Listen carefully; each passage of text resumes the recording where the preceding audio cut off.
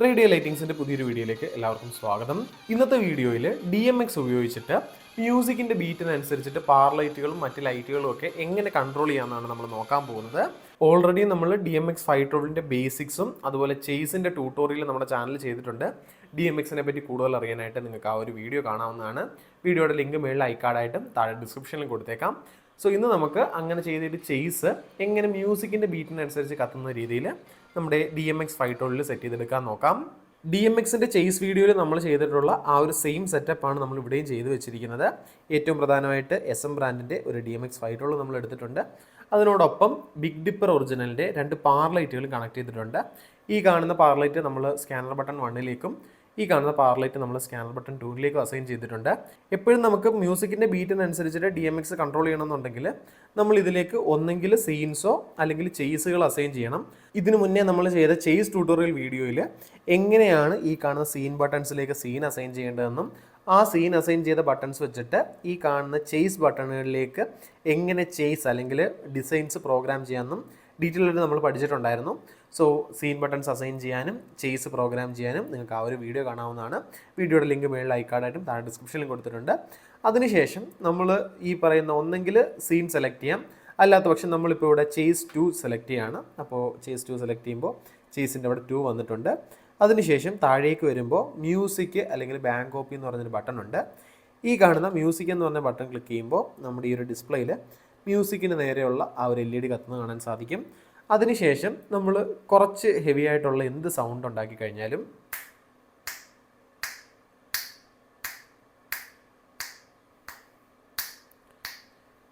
നമ്മൾ ഇത്തിരി ഹെവി ആയിട്ട് എന്ത് സൗണ്ട് ഉണ്ടാക്കി കഴിഞ്ഞാലും ഈ കാണുന്ന ചേസിലുള്ള ഓരോ സീൻസും മാറും.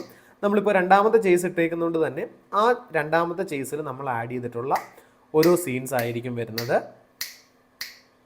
ഒരു കാര്യം ഓർക്കുക, നമ്മൾ പിക്സൽ ലൈറ്റിലൊക്കെ സെറ്റ് ചെയ്യുന്ന കൺട്രോളേഴ്സ് പോലെ വളരെ സെൻസിറ്റീവ് ആയിരിക്കില്ല DMXൻ്റെ മൈക്ക് എന്ന് പറയുന്നത്. ഇത് പൊതുവേ നമ്മൾ ഹെവി സ്പീക്കറുകളുടെ കൂടെയൊക്കെ ആയിരിക്കും യൂസ് ചെയ്യുന്നത്.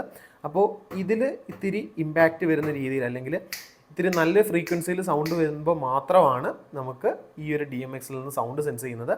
ഇപ്പോൾ നമ്മളിതിൽ ജസ്റ്റ് തട്ടുകയാണെങ്കിലോ അല്ലെങ്കിൽ ജസ്റ്റ് കൈ അടിക്കുകയാണെങ്കിലോ അല്ലെങ്കിൽ ഇത് വെച്ചിരിക്കുന്ന ഡെസ്കിൽ തട്ടുകയാണെങ്കിലോ അങ്ങനെ ഇത്തിരി ഹെവി ആയിട്ടുള്ളപ്പോഴോ അല്ലെങ്കിൽ ഇതിൻ്റെ ക്ലോസ് റേഞ്ചിൽ കൊണ്ടിട്ട് ഓഡിയോ പ്ലേ ചെയ്യുമ്പോഴാണ് ഇതിലുള്ളൊരു മൈക്ക് സെൻസ് ചെയ്തിട്ട് അതിനനുസരിച്ചിട്ട് ചേസിനനുസരിച്ച് കത്തുന്നത്.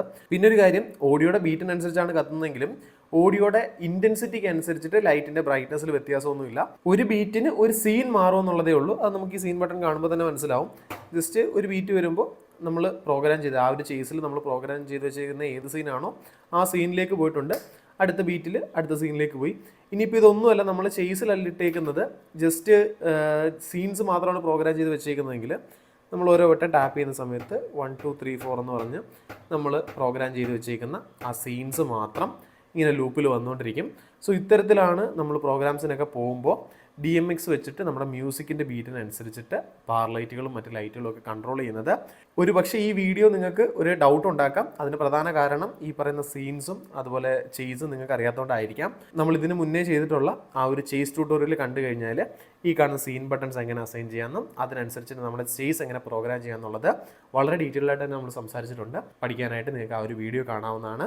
ഈ കാണിച്ചിരിക്കുന്ന DMX 512ഉം ബിഗ് ഡിപ്പറിൻ്റെ ഒറിജിനൽ പാറും ബിഗ് ഡിപ്പറിൻ്റെ 4 ഹെഡും അതുപോലെ വർഷയുടെ ഒറിജിനൽ പാറൊക്കെ നമ്മുടെ കയ്യിൽ സ്റ്റോക്ക് അവൈലബിൾ ആണ്. പ്രൈസിങ്ങും സ്റ്റോക്ക് അവൈലബിലിറ്റി അറിയാനായിട്ട് നിങ്ങൾക്ക് നമ്മുടെ വാട്സപ്പിൽ കോൺടാക്ട് ചെയ്യാൻ സാധിക്കുന്നതാണ്.